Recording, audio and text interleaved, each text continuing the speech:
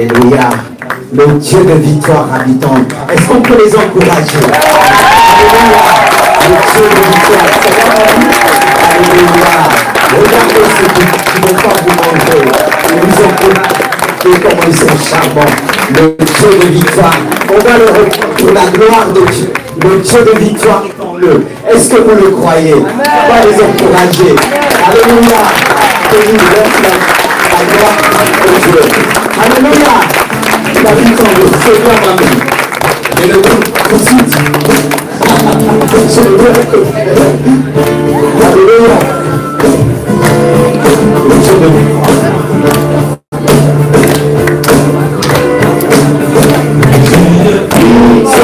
Habite en moi, le Dieu de victoire habite en moi. Je marche dans la vie, même par la foi, le Dieu de victoire habite en moi. Il habite en vous, le victoire habite en vous. Le Dieu de victoire habite en vous. Je marche non par la vie, mais par la foi, le Dieu de victoire habite en moi. C'est beau. Je sauterai et danserai par le combat et celui du Seigneur. La victoire est assurée par notre Dieu vainqueur. Sauterai et danserai par le combat et celui du Seigneur. La victoire est assurée par notre Dieu vainqueur. Hey, il est vainqueur. Il est vainqueur.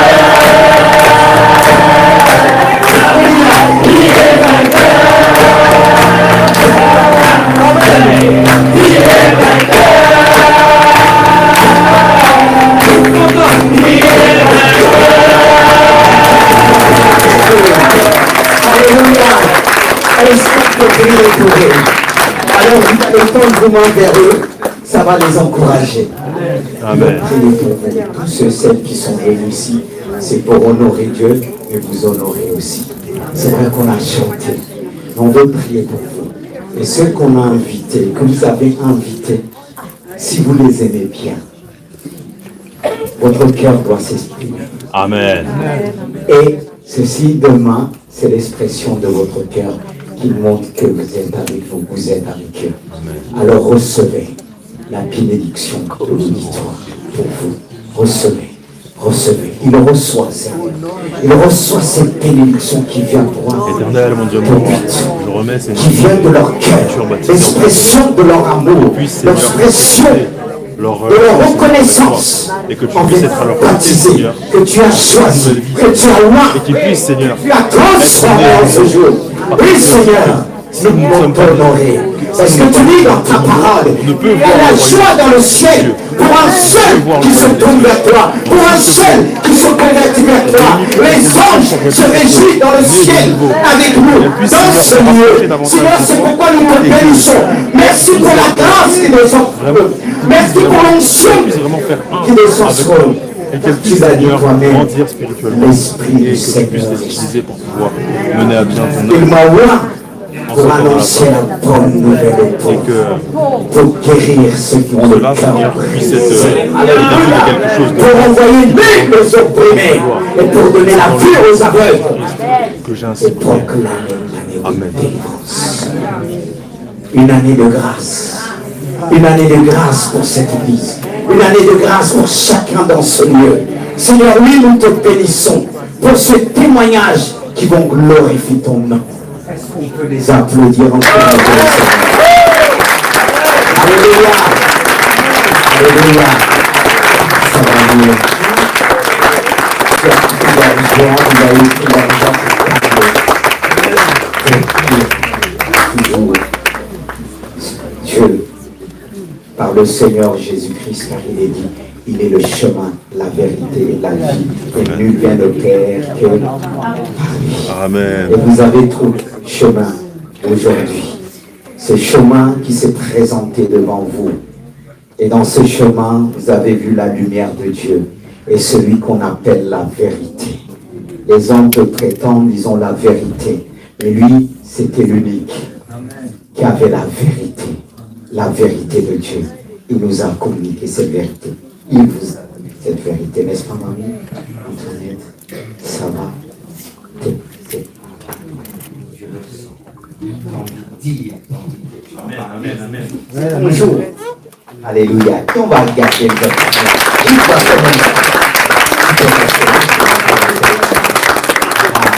elle voulait que sa fille soit à côté d'elle. Elle va venir, venez là. Parce qu'elle demande pipi, ça va vous aider. Allez, approchez.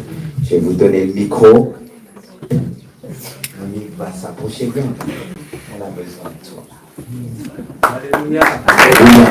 Elle a aussi besoin de vous. Hein?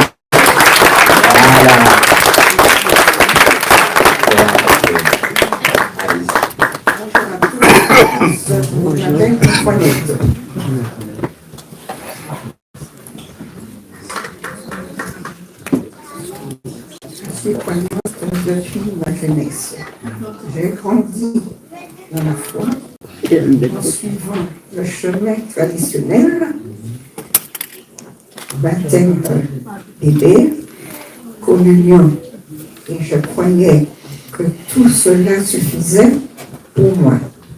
Ma foi serait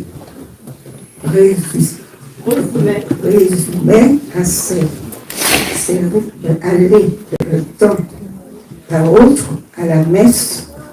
Je pensais que cela me rapprochait de Dieu. En réalité, je ne lisais pas la Bible. Je me contentais de ce que l'on m'avait enseigné sans chercher à aller plus loin.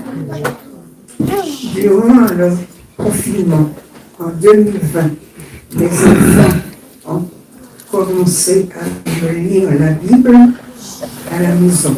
À la suite de cela, un jour, ils m'ont posé une question qui allait changer le cours de ma réflexion. Maman, veux-tu donner ta vie au Seigneur Jésus? Et spontanément, j'avais répondu oui, sans pour cela m'engager plus loin et saisir pleinement ce que cela signifiait. Pour m'encourager, mes enfants m'ont offert une Bible avec des onglets pour m'aider à la lire plus facilement. Ils voulaient que je trouve la motivation et que je m'ouvre à ce trésor que je n'avais jamais employé, hormis quelques sommes. Et le Notre Père, une fois arrivé chez moi, je l'ai rangé soigneusement dans un coin. Je n'étais pas en phase avec l'idée de m'engager pleinement dans cette relation avec Dieu. Surtout la crainte du coordinateur parmi mes amis et d'autres membres de ma famille. J'ai même dit à mes enfants que je préférais aller en enfer plutôt que de m'engager, que Dieu me pardonne, car je ne mesurais pas la portée de mes paroles à mes moments là, en ce moment-là, durant des années, je venais à l'église de Gisors. Lors de mes séjours chez ma fille, ici, elle me un oufle ce matin. J'écoutais les prédications attentivement, mais malgré cela, beaucoup de questions subsistaient dans mon cœur. Dernièrement, un événement a profondément marqué mon chemin. L'une de mes petites filles est tombée gravement malade. Les médecins lui avaient donné un diagnostic alarmant, mais elle a refusé de l'accepter et avec une foi inébranlable, elle a proclamé qu'elle était guérie au nom de Jésus. Amen. Amen. Elle m'a appelé pour me rassurer, me disait de ne pas m'inquiéter car elle croyait fermement à sa guérison. Par la foi, son témoignage m'a profondément touché. J'ai vu en elle une force que je n'avais jamais comprise. Auparavant, cette force lui venait directement de sa relation personnelle avec Dieu. À la fin de ma conversation avec elle, mon beau-fils Rémi m'a posé une question précise. Es-tu prêt à t'engager dans le baptême, à donner ta vie à Jésus? Sans hésitation, j'ai répondu oui. Du fond du cœur, j'étais prête à m'engager pleinement à donner ma vie à Jésus. J'ai alors partagé ma décision avec toute ma famille, heureuse de m'être libérée petit à petit de mes problémations d'appréhension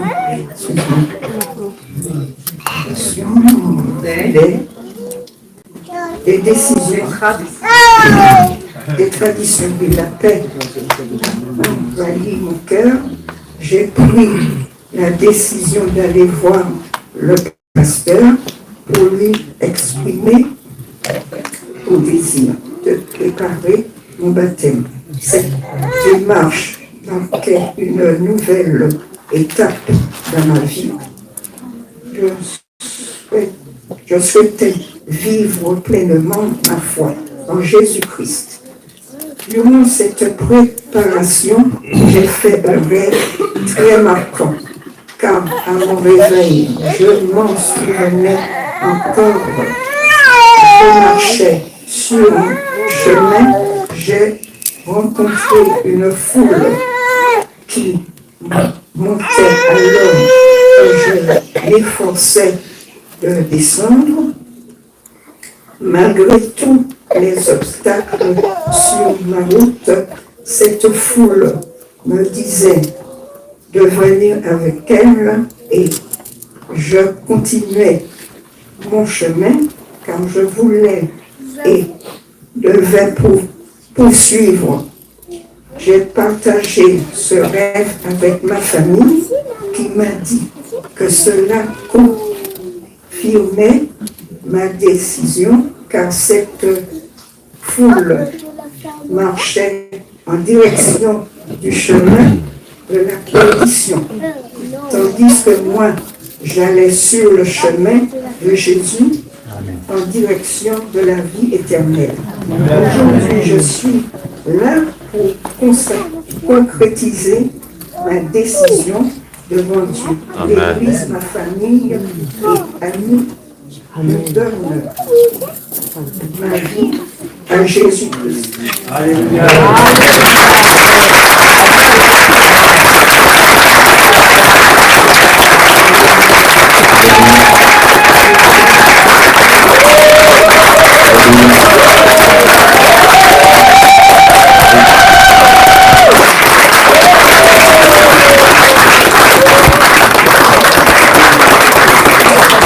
Dieu n'est pas. Quand Mélanie était venue me voir, je sais que je n'ai pas un rôle facile. Parce que mon rôle aujourd'hui, c'est de d'enterrer. Ça, vous allez dire un mort qui parle. Et il y a une partie de toi qui doit être enterrée. Vous savez, ici. Et en même temps, vous savez, ici qu'on enterre les morts, on chante aussi en même temps. Et là, certainement, on a choisi un chant pour elle qui va glorifier le Seigneur. Vous savez, peut-être vous allez dire, on n'a jamais vu cela dans la vie de Dieu. Comment en chantant la gloire de Dieu, nom puissant de Jésus. Alléluia. C'est les familles du Saint-Esprit. Alléluia. Comme votre temps, on va finir par atterrir à l'intérieur. Voilà. Alléluia. Ne vous inquiétez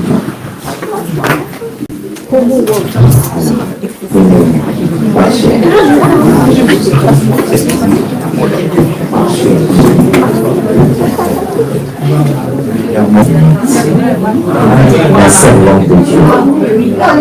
Je vais vous poser quelques questions qui va vous emmener encore à confesser celui qui vous attire vers lui.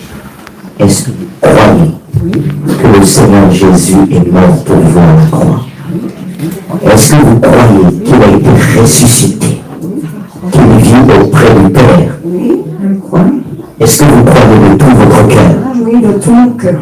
Alors sur la confession de votre foi, je vous baptise au nom du Père, du Fils et du Saint-Esprit. Amen.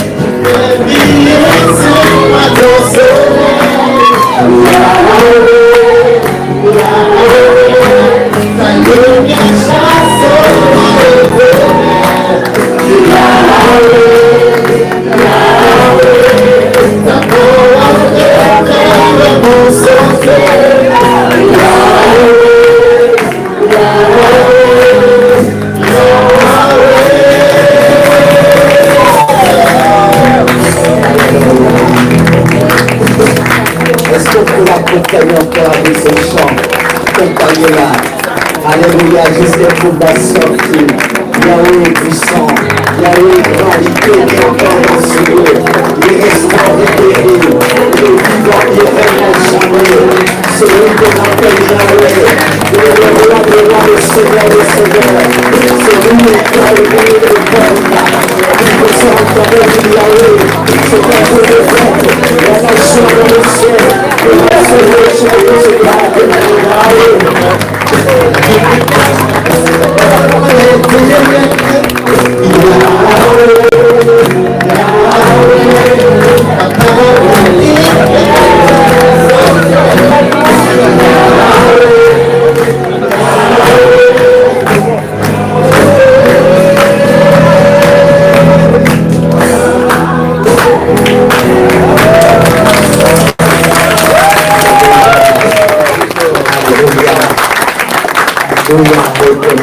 C'est pas facile, la joie de l'Éternel est une force. La joie de l'Éternel est une force. Alléluia. Même les enfants sont avec nous, ils vont s'installer. Ne t'inquiétez pas, ils ne peuvent pas encore sortir. Vous allez revenir. Allez, installez-vous, installez-vous. Alléluia. Est-ce que vous êtes toujours avec nous? C'est parti. Alléluia. C'est bien. Vous avez le droit de pleurer pour ma vie. C'est puissant. Elle qui disait l'enfer. Non. Ces paroles sont partout. On enterre tout ça aujourd'hui. Alléluia. Alléluia. Est-ce que vous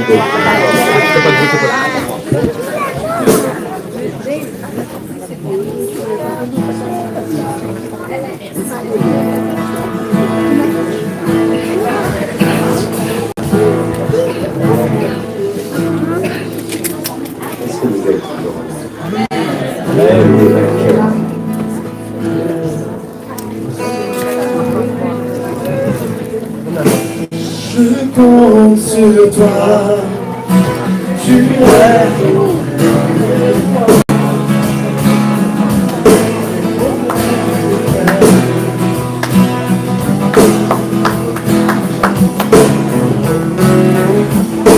je compte sur toi, tu renouvelles mes voix, tes promesses sont vraies. Ta parole infaillible, je reste ferme, car tu prends soin de moi. Est-ce que vous soyez vous, c'est le chant, soyez vous, vous qui l'avez rêvé, celui-là, tu es fidèle,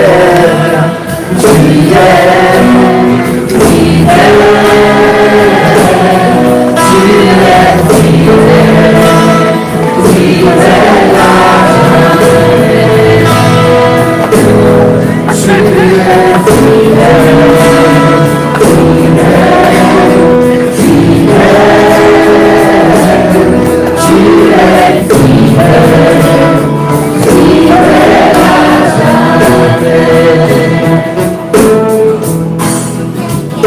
je compte sur toi, tu renouvelles mes voix, tes promesses sont vraies, ta parole ne faillit pas. Je reste ferme, car tu prends soin de moi, tes promesses sont vraies. Tu ne m'abandonnes pas, tu es fidèle, fidèle, fidèle, tu es fidèle, fidèle à jamais.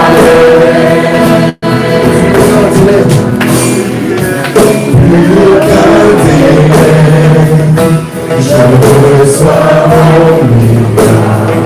Le Seigneur le fait.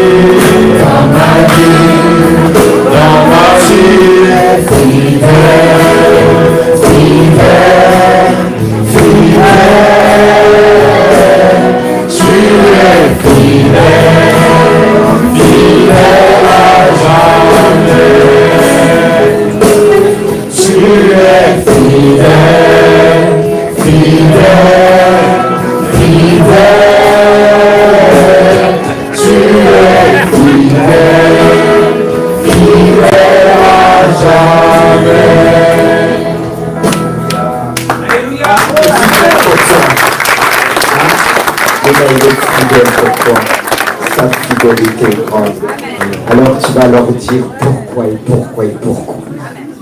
Tu as choisi le meilleur des meilleurs. C'est qui le meilleur des meilleurs? C'est qui? Ah, ben c'est Jésus. C'est qui? Hein? C'est Jésus le meilleur. C'est lui le chemin. Celui qui t'a montré sa lumière. Qui t'a permis pas. Tu vois? Celle qui te regarde. On n'attend que toi, ma fille. Tu vas nous dire comment tu as rencontré ce charmant Jésus. Celui qui a changé nos cœurs, pas que ton cœur, le mien aussi. Mais c'est ton jour. Alors dis-nous, vas-y, repose-toi. Voilà. Il est là pour t'aider. Hein? Ah. Même si tu ne le vois pas, il est en toi. Vas-y, ma fille.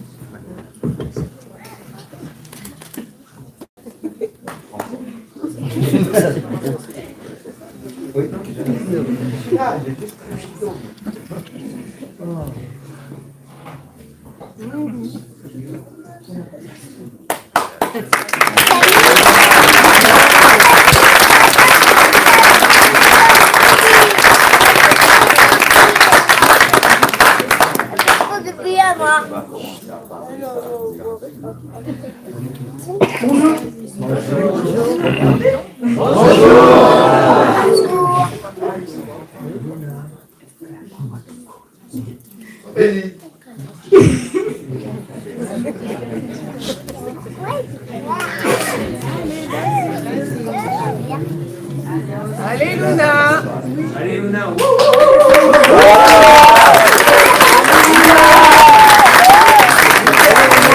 Je ne veux pas aller travailler, ça va couler tout seul. Si tu veux, je peux m'asseoir, je vais attendre.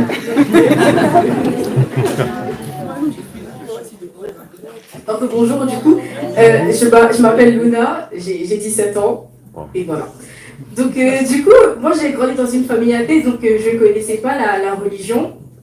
À l'école, donc dès la primaire, j'ai vécu du harcèlement jusqu'à ma 4e, 3e. On me répétait souvent des propos, genre pas forcément bien à mon égard, même un peu racistes. Et on crée aussi des réputations. J'avais vraiment pas confiance en moi et du coup je vivais avec ce mal-être. J'étais constamment dans le passé parce que pour moi je voyais pas l'avenir. Et aussi dans le mal que les autres me faisaient. J'ai laissé la vie des autres me façonner et savoir qui j'étais. Pour moi, je ne jouais qu'un rôle devant eux et je ne pouvais pas être moi-même. Parce que du coup, on me faisait beaucoup de réflexions. Du coup, j'ai pensé que c'était toujours moi le problème et j'en ai parlé à personne. Je n'avais même pas d'amis en primaire, même aussi au début du collège.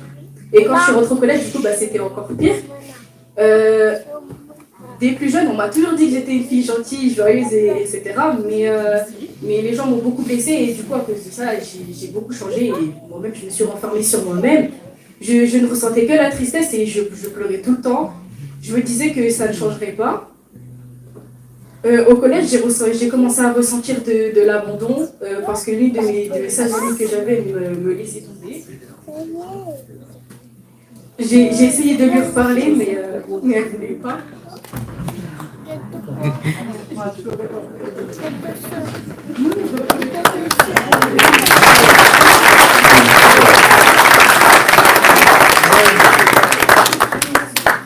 C'est même si tu pleures devant Jésus, c'est si bien. Ça fait du bien. Après, ils sont jamais pleurer. Ils pleurent tous les jours. Du coup, j'ai commencé à rester seule et je me cachais pour pas qu'on me voie seule, parce que j'avais honte en fait, et je voulais même plus aller en cours. Je pense que un peu plus, genre je commençais un peu à avoir une phobie scolaire, mais ça va, je n'ai pas eu. Mais en fait, je craignais tellement que la journée recommence que j'avais même pas envie des fois de me réveiller, je voulais juste rester chez moi, mais en fait, je pensais à chaque fois tout le temps à la fin de la journée, juste quand je rentrais chez moi. Et j'ai vécu avec ça du coup, jusqu'à ma troisième. Je participais même plus en cours et du coup mes notes elles baissaient parce que j'avais honte de parler devant eux parce que je voulais vraiment pas qu'ils me refassent des réflexions parce que même quand je lisais en cours on faisait des réflexions. Voilà. Chez moi ça n'allait pas forcément et même mes parents je leur disais pas. J'ai commencé à me créer une carapace parce que je voulais plus que personne me blesse. Je devenais méchante et très insolente. Surtout avec les personnes qui m'avaient fait du mal, et j'étais aussi très rancunière. On m'a toujours dit que ça allait me jouer des tours, et ça m'a loupé. J'ai toujours eu un fort caractère, et moi je remettais toujours ça dessus, parce que comme ça me permettait un peu de me trouver des excuses. Suite à ça, j'ai eu du mal à aimer des personnes, même des personnes de ma propre famille. Et je m'en fichais un peu en quelque sorte parce que pour moi ça n'avait pas d'importance vu que personne ne se souciait de moi, je ne voyais pas pourquoi je devais me soucier d'autres personnes. Mais cependant je vivais très mal, mais c'était le seul moyen pour moi d'être bien, mais je ne l'étais pas. En classe de 4e, l'une des seules amies que j'avais, Maïlis, du coup, en juillet 2022, elle a décidé de m'inviter à l'église, donc ici. J'avais déjà entendu parler de Dieu, mais moi, j'étais pas vraiment croyante. Je croyais en Dieu parce que des personnes le croyaient. Je me faisais un peu influencer, on va dire, mais pas vraiment.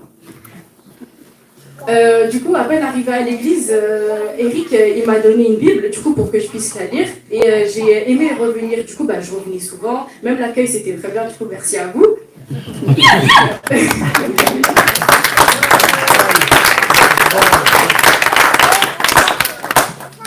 Je revenais très régulièrement, mais en même temps, ça me permettait aussi d'esquiver la maison parce que je m'y sentais pas forcément bien. Ma mère, au début, elle commençait à m'emmener, mais après, elle ne voulait plus. Du coup, beaucoup de personnes sont venues me chercher. Merci aussi à vous, vous êtes beaucoup trop pour me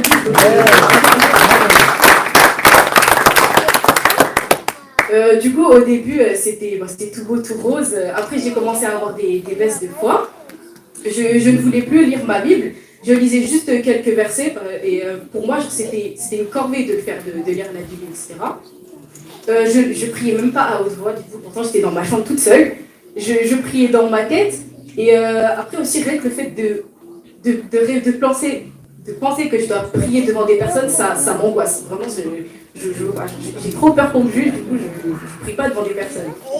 Et ça a duré très longtemps pour moi, à peu près 7 mois, je ne sais pas si c'est un peu plus ou pas, j'ai pas compté.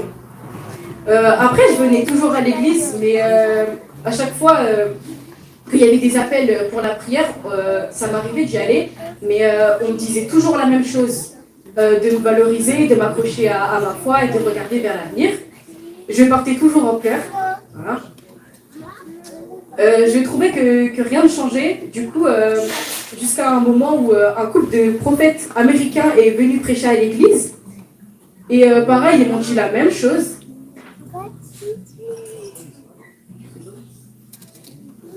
Après cela, tout le monde commençait à me dire d'arrêter, de retenir et de croire de tout mon cœur. J'ai commencé à croire de tout mon cœur. Je priais plus et je lisais plus ma Bible, bien que...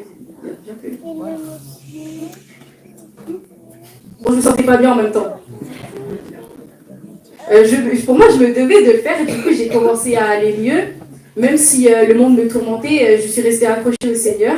Je lui ai supplié de changer mon cœur et que je puisse pardonner à ceux qui m'ont causé du tort, de changer mon comportement pour Dieu, pour mes amis et même pour moi-même. Je ne voyais pas forcément le changement en moi, mais beaucoup de personnes à l'église me le disaient.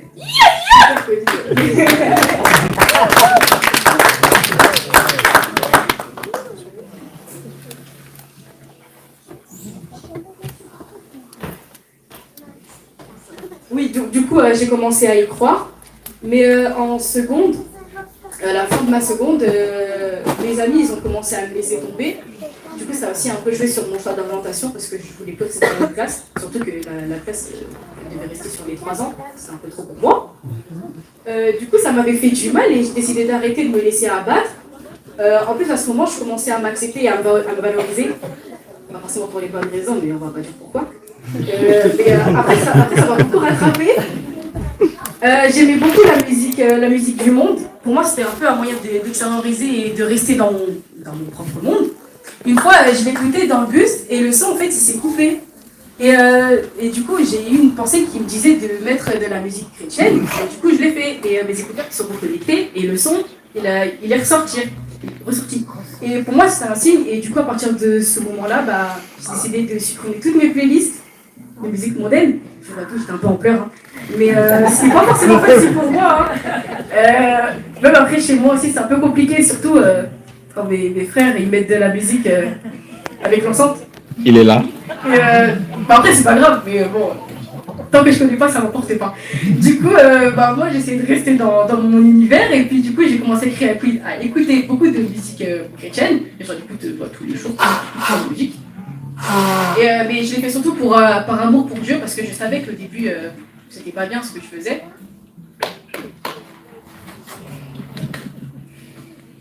Ensuite, j'ai compris plus tard que j'avais de la valeur en Christ, et que j'étais choisie et aimée de Dieu. Ayant réalisé cela, j'ai commencé à revenir vers Dieu. Et un jour à la maison, je priais pour quelqu'un, donc pour un ami.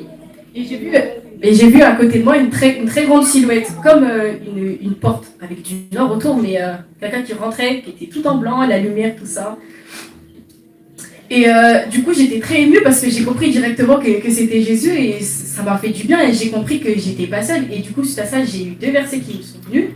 Donc, Deutéronome 31:6, je vais vous le lire. Fortifie-toi et du courage, ne crains point et ne sois point effrayé devant eux.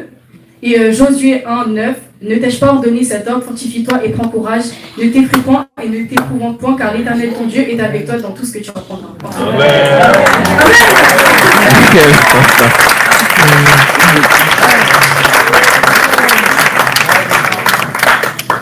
J'ai compris que j'avais un vide en moi que seul Dieu pouvait combler et il l'a fait et il m'a guéri et puis je remercie Dieu parce que je me sens beaucoup mieux maintenant. Je ne dépends plus de personne, ça c'est bien aussi.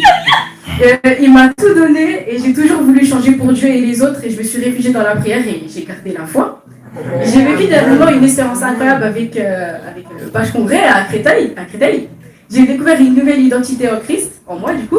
J'ai décidé de pardonner à tout le monde, même à mes amis actuels qui m'ont fait du mal, et à faire le bien autour de moi. Je n'avais plus peur, et même quand il y a eu une situation à laquelle je fuyais habituellement, eh bien, je suis restée, et grâce à Dieu, j'ai été utile pour amener des personnes vers Dieu. Alors, j'ai eu ce déclic pour me baptiser. Je ne sais pourquoi attendre, parce que Jésus il s'est donné pour moi, donc moi je me dois de faire la même chose. Je remercie le Seigneur Jésus de m'avoir permis d'être ici et je bénis son église. Dans son église. Je ferai tout mon possible pour devenir la femme que Dieu veut que je sois. Je lui rendrai gloire.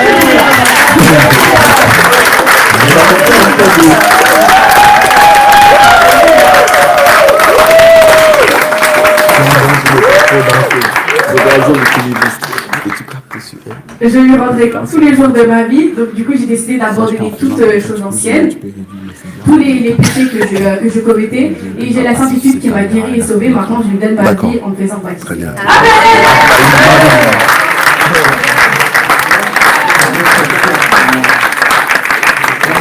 Ce témoignage, je me dis vraiment, elle fait partie de privilégiés de Dieu. Elle a vu la présence du Seigneur. C'est pas tous qu'ils ont vu ça. Tu as vu sa présence, sa lumière. Et il a confirmé par sa parole. Et ton pardon aussi a porté du fruit. Le fait que tu as décidé de pardonner, il y a une preuve aussi. Aujourd'hui, depuis bien avant, son frère, c'est comme ça son frère est venu. l'a suivi. Parce qu'au départ, elle disait non, elle avait du mal à la maison. Hein? Et on lui a dit, je lui ai dit, mais si tu le fais, tu verras ton frère venir au Seigneur, entendre la parole de Dieu, la preuve. Et il se ressemble vraiment. Oh, pourquoi non? Il a Christ aujourd'hui encore plus. Est-ce qu'il peut se mettre debout pour l'encourager? Que Dieu te bénisse. Alléluia. Alléluia. Est-ce que c'était difficile? Oui, quand même, j'avais peur. Hein. Voilà, ça va, je me sens mieux.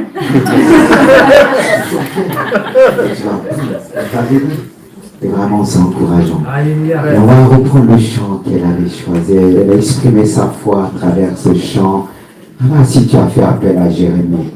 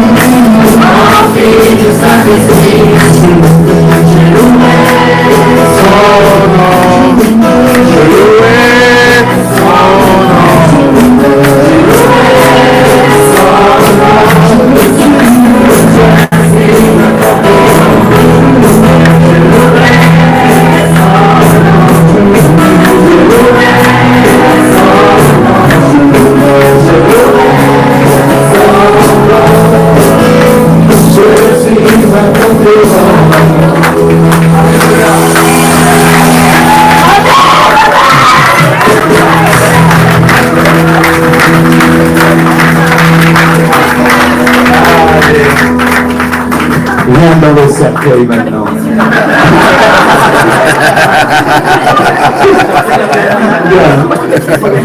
Allez, viens ma fille. Voilà. Tellement dansé, je vais t'enterrer maintenant. C'était chaud. C'était chaud. Elle est pressée. Alors. Putain, tu es mort là, je vais te poser quelques questions avant de plonger, t'enterrer. Est-ce que tu crois que le Seigneur Jésus-Christ est le chemin, la vérité, la vie? Oui! Est-ce que tu crois qu'il est mort et ressuscité? Est-ce que tu crois qu'aujourd'hui, qu'il est à la droite de sa majesté et il prie pour toi? Oui? Est-ce que tu crois qu'un jour il reviendra te chercher? Bien sûr. Alors sur la confession de ta foi, je te baptise au nom du Père, du Fils et du Saint-Esprit. Amen, amen.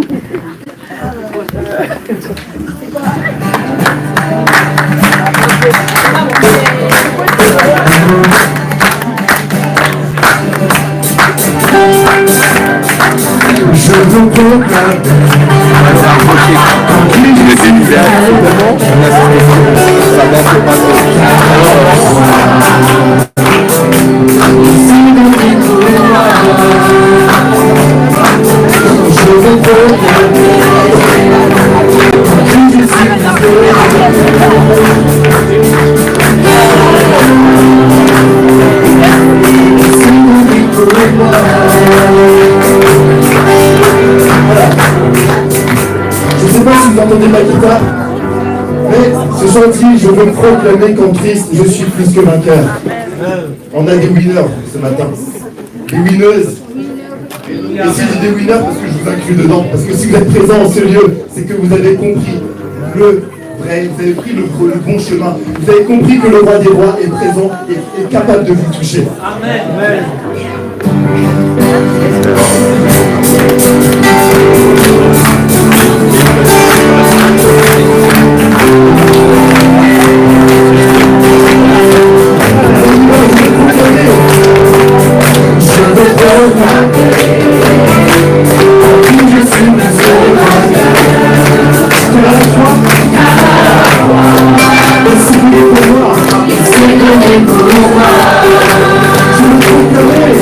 Je veux proclamer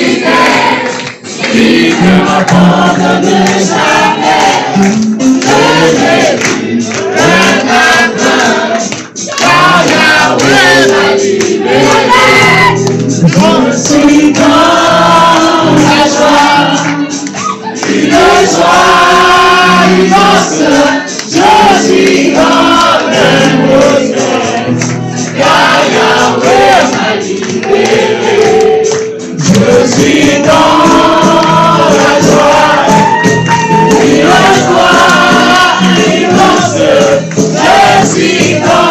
le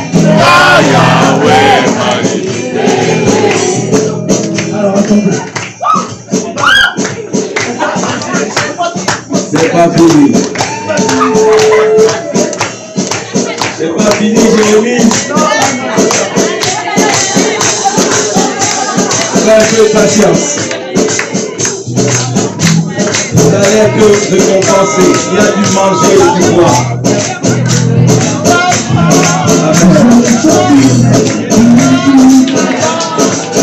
Les merveilles de mon papa Yahweh, qui m'a ôté des ténèbres, qui m'a délivré de tout péché. Mon papa est fidèle, il ne m'abandonne jamais. Je n'ai plus rien à craindre.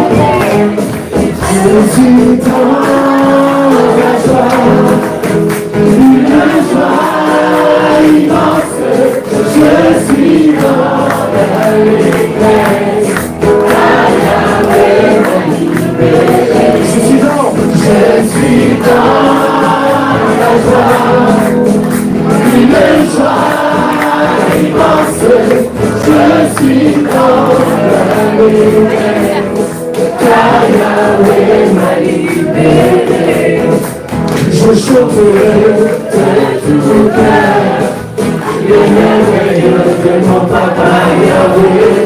Il m'a ôté mes ténèbres, il m'a délivré de tous les péchés. Mon papa est fidèle, il ne m'abandonne jamais. Je n'ai plus rien à craindre, car Yahweh m'a libéré. Je suis dans la joie, une joie immense. Je suis dans l'allégresse, car Yahweh m'a libéré.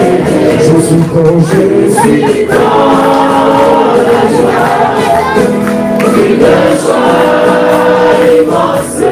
Je suis dans l'allégresse, car Yahweh m'a libéré. Tu es contre nous,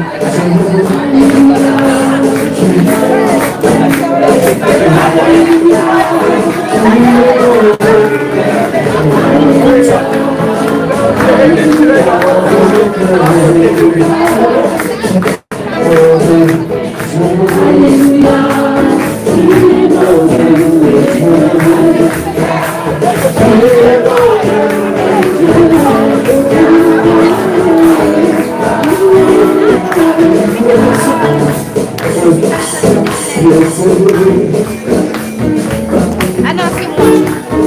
Je pense que le micro est...